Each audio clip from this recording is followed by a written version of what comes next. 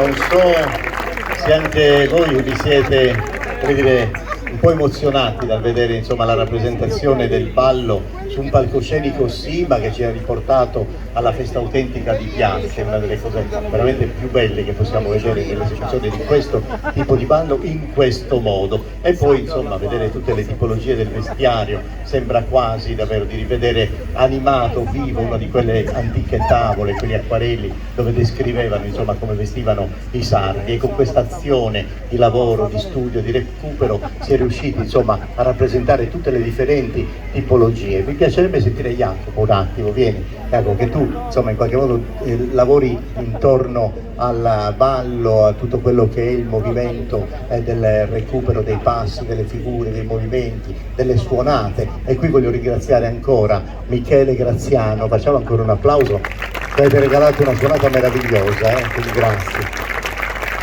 E abbiamo detto con Pierpaolo, sono molti giovani anche nel direttivo, e anche voi insomma da quando siete arrivati a mettere mani insomma nell'associazione avete dato anche questo tipo di contributo di ricerca, no? Esattamente, siamo 10 anni che lavoriamo, 10 anni di continua ricerca. La ricerca si sa quando inizia, ma non finirà praticamente mai, perché anno dopo anno troviamo qualcosa di nuovo. Devo cogliere l'occasione perché ci sono delle persone all'interno del gruppo che passano sempre in secondo piano perché non vengono mai elogiate per il lavoro che fanno, però bisogna ringraziare Enrico, vieni, e anche Ludovica, dove sei? Perché sono quelle persone che a volte lasciano anche i propri impegni, il proprio studio, il proprio lavoro per tutto quello che vedete qua. La ricerca sull'abbigliamento popolare è svolta da loro. Io l'ho solamente passato il testimone 10 anni fa, gli altri io non ce la faccio tutto, fate voi. E sembra che i risultati stiano arrivando e continueranno ad arrivare perché stanno facendo un lavoro spettacolare. Siamo tutti d'accordo, bravi. Grazie. Bene, allora, adesso vi congediamo, ma solo per ora, perché insomma, come